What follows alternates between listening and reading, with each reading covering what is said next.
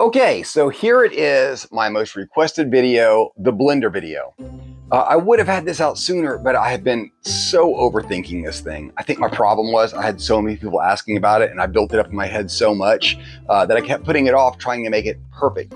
And then I just realized if I keep doing that, I'm never gonna get it out there. So I'm just gonna keep this as rough and simple as I can and succinct. The idea is that you simply learn some of the things that I've been talking about and things that I've picked up along the way to save you some time.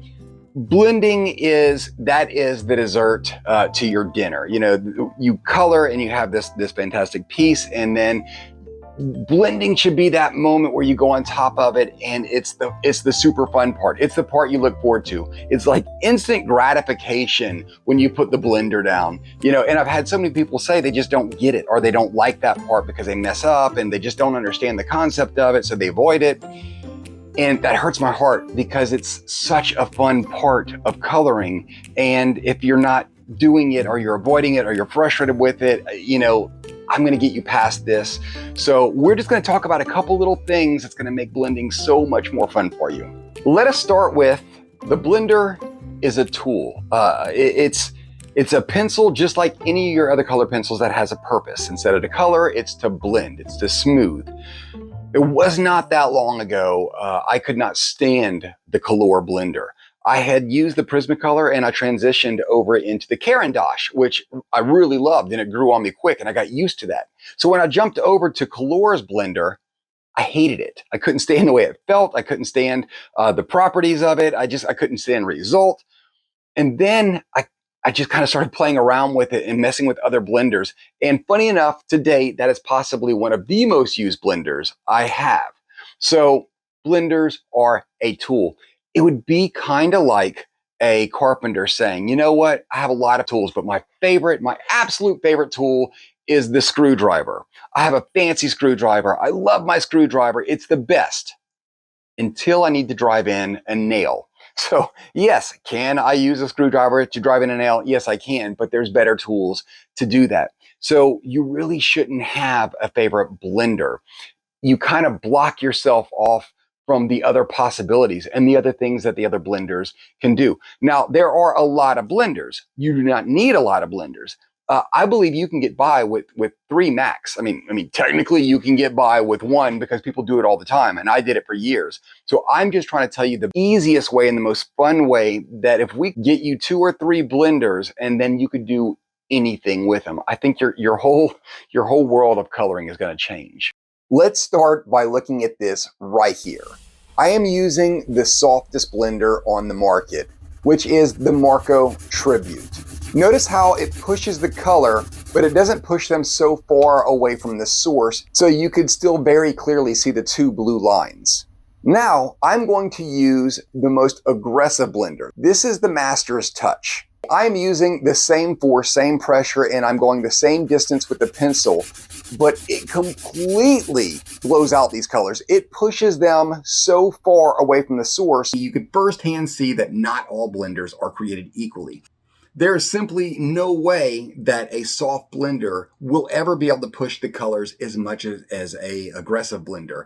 And that works the other way around too. If I'm trying to save detail, there's no way that I'm going to be able to do that with the most aggressive pencil out there. That's when I'm going to jump over to the soft blenders. Now, what we are looking at here, this is something I put together. This is every blender that's on the market right now. I left some out. I left a lot of things out. So for starters, like, we're only going to focus on color pencil blenders. So like I got this here, the Melts. It's the Holbein blending liquid.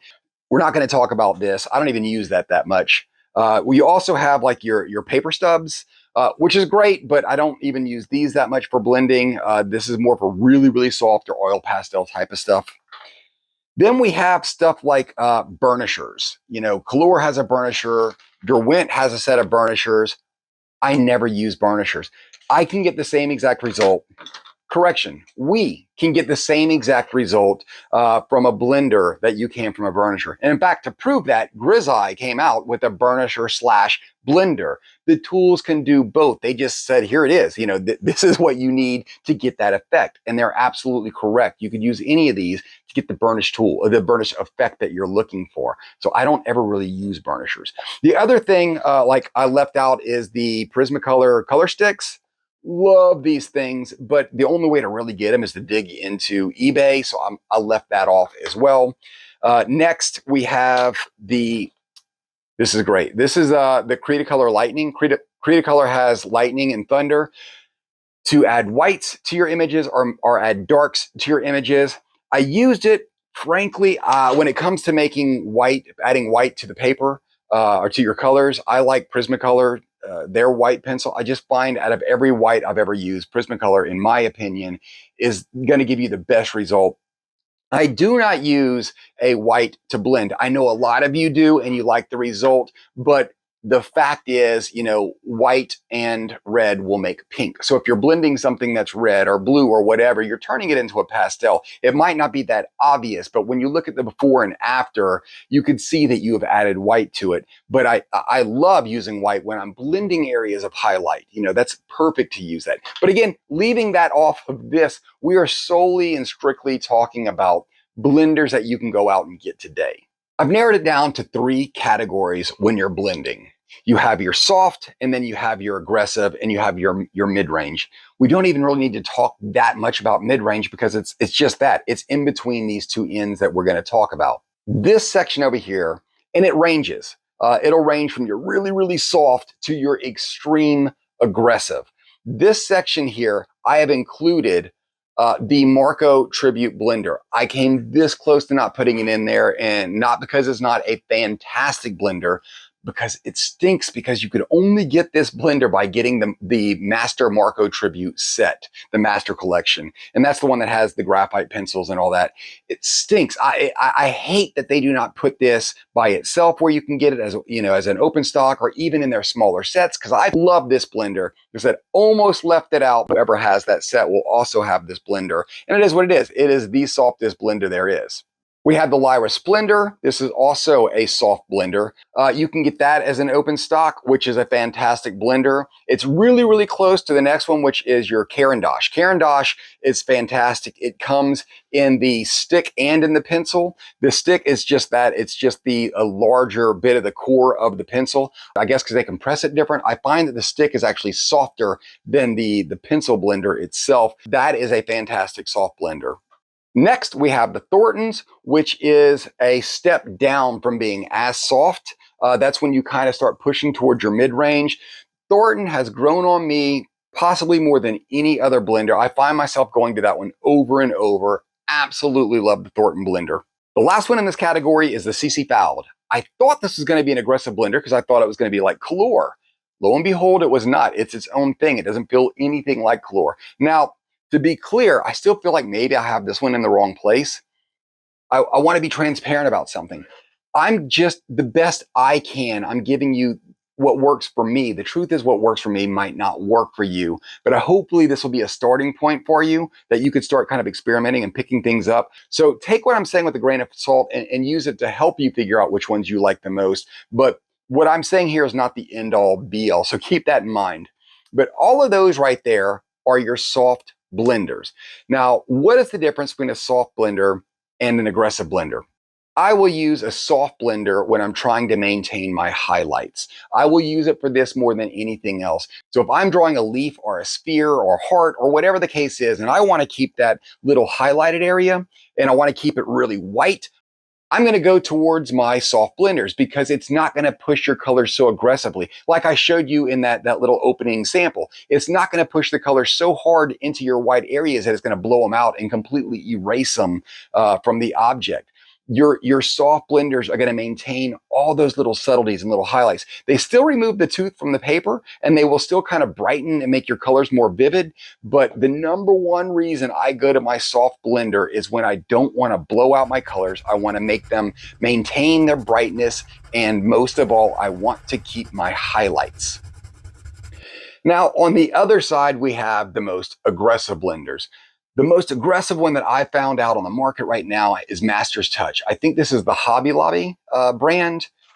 Blew my mind. I thought, no way is this thing going to be more aggressive than Color, and it was. And it wasn't by much, but it was. I even found that the Color was a little more powdery, had a little more residue. This one's a beast. It is really aggressive, to the point that sometimes I avoid it because it's too aggressive, which is a great thing to have when you really want to blow out those colors. Next is the Color. That has become my go-to. It's not too much, but it will get the job done. Usually when I'm going to do a white object and touch it up with those grays or soft blues, Color is going to be my go-to. Next in that category that's a little less aggressive is the Paslor.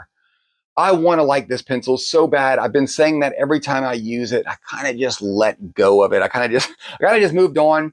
Paslor, in my opinion, it's gummy.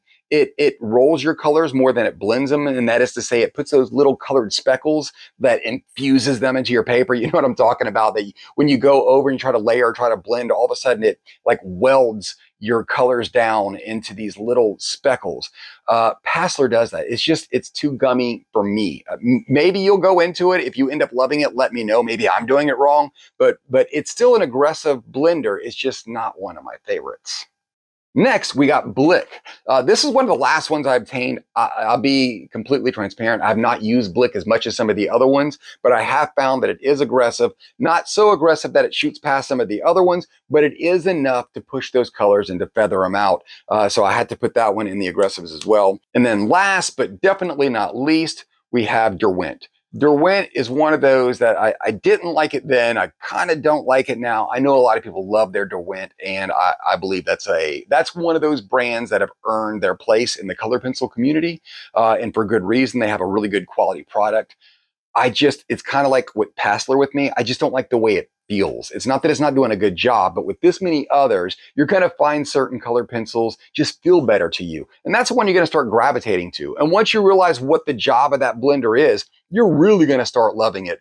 Derwent just was not that one for me. I'll use it every now and then because I try to stay, open-minded and be like, oh, you know what? This is why I was using it wrong, or this is why I wasn't enjoying it. But I haven't really found that moment yet. But it is towards the mid-range, but it's just enough that it has fallen in the category of your aggressives. Now, why do I use an aggressive? Why do I need an aggressive? Aren't all blenders supposed to be aggressive? No. I will use an aggressive blender to push the colors further than I would with any other blender. If I want to fade out or make a really nice, beautiful gradient, I'm going to go aggressive. I'm going to pop out my colors. Like if I layer a green and a blue and I want it to go into a pink, I'm probably going to use my aggressive to really weld those colors together and to push them out and just make a beautiful, beautiful gradient. I don't think I've ever used a yellow and blue on top of each other and blended them to make green. It's just not practical for me. I'll just grab my green. Now, I will make certain colors and make them more vivid with my aggressive, but the number one reason I use that is to blow out my colors. It is an aggressive color pencil, and therefore, when you're using it, it is scraping your color off the page. So sometimes if you don't have enough layers, the image will get a little bit lighter. However, if you've layered properly and you have your mixed colors, your gradient colors on top of each other, the aggressive blender will make those colors sing. It will turn them into the most vibrant thing, and it'll do it effortlessly. There's nothing I love more when it comes to the aggressive blender than using it to create white objects. I love picking out the light grays and the dark grays and then going over, like whether it's a cat or a heart or a sphere or whatever that white object is. And the aggressive blender will just blow that gray out into dust. It pushes it into the oblivion, giving you the most satisfying gradients effortlessly. That is my favorite thing to do with the aggressives. It's just taking those colors that you've laid down and feathering them out into nothingness, feathering them out onto the white on your paper. You cannot get that effect with a soft blender. They're just simply not going to be able to push your colors as far as an aggressive. Now, the thing you've got to watch out for with your aggressive blenders is when you are trying to keep your highlights and your soft little areas on especially tiny objects. If you go in the wrong spot with your aggressive blender, you have just lost it. You will have nothing left that is white on that object. So you got to keep that in mind. On to the mid-range. It's just as it sounds. It's not too aggressive. It's not too soft. It's right there in the middle. Most people who use one blender use the Prismacolor blender. And there's a reason for that. It's because it's the jack of all trades. All the mid-range are the jack of all trades. They could do a little bit of what this does and a little bit of what this does. And it's that thing where you can get beautiful results. And I've seen people get beautiful results. I've got results I've been very, very happy with just that one blender. It's just a matter of when you start expanding, you realize your job is becoming easier, especially if you're just completely stuck on one particular blender. When you start expanding that, you're going to see, oh, I was doing this, but this is so much easier, or I never could really get this effect. When you start branching out, you're going to start finding that you could do those things. The Staedtler blender was one of the last ones I got a hold of. While prepping for this video, I wanted to find every blender out there, so I got a hold of the Staedtler. I was so surprised. It was magical. I just wasn't used to it. And the thing is, the Staedtler has this white-looking lead on it, which I wasn't ready for. The other ones have more of a transparent, like a lack of color. This one almost looks like white, but it doesn't go into your image by adding that white to it, so it's not going to turn them into pastels. It just gives a really, really nice feel. I've really started enjoying the Staedtler. Next, we have the Premier Prismacolor. Now, I hadn't included it on the rack, but I did include it in the list. Prismacolor, the Sanford. If you've used a Barrel Prismacolor or a Sanford Prismacolor and then the Premier Prismacolor, if you use them back to back, or if you're a big fan, especially of Barrel, and I know I'm talking to a select few of you, you notice there is undeniably a quality difference. Tofu ice cream tastes exactly like real ice cream if you've never had real ice cream. And that's kind of how I feel with Prismacolors. They're fantastic and they're wonderful if you've never used their predecessor, the one that was king, the one that got them on the map. If you have the Sanford Prismacolor and you use it right alongside a Premier, you're going to see the difference. And because of that, I included it. And the other reason I included it is because it's not impossible to get now. It's not that hard. And I know a lot of people still have them. Next, we have Cezanne. It's even further away from the soft blenders. It has a little more tooth to it, as a tiny bit more aggressive than your Prismacolor.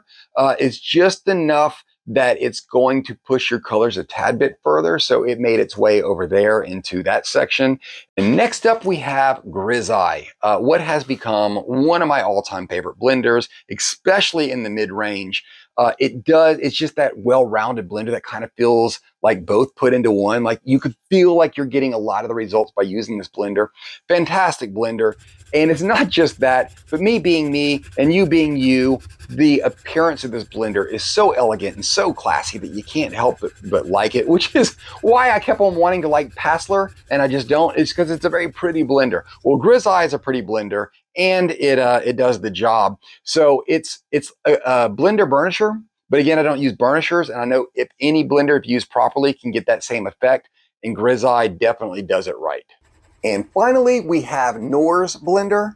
It's just as pretty as Grisaille, it does the job just as well, and it is, I believe, directly between Grisaille and Derwent. I just feel like it does a better job than Derwent, so it kind of just found its way right here. Okay, that brings us to this. This is, I believe I talk about it mostly on Facebook. This is a binder. I've been working on this one for years, but I'm going to provide y'all with these swatch sheet bundles where for those of you who have sets that you can keep them together, and I'm going to organize them for you. I'm going to set them up for you, and I'm going to provide them for you. Well, in there's going to be notes and things, not only that you can keep up with and that you want to add, but I'm going to add some stuff for you as well that you might find useful. One of which is this. So what you're looking at here is everything I just said broke down to you in such a way that it should be really, really easy for you to see which blenders. Maybe you already have some of these. Maybe you want to see which ones you want to branch out to and get. The truth is you don't need all of these. You just need like one of each category. And the odds are you probably already have one in each category. At least you most likely have the mid-range.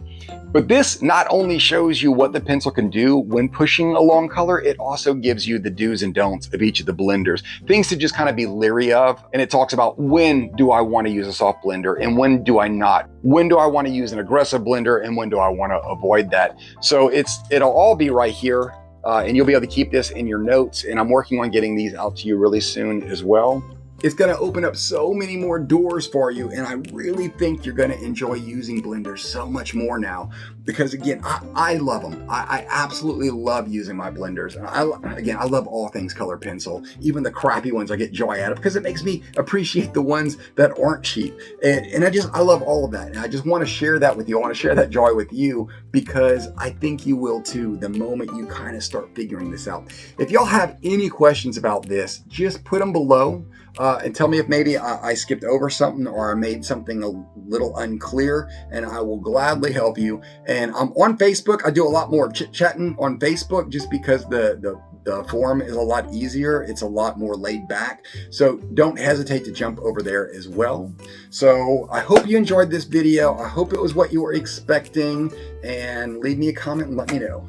Sugar Sarito.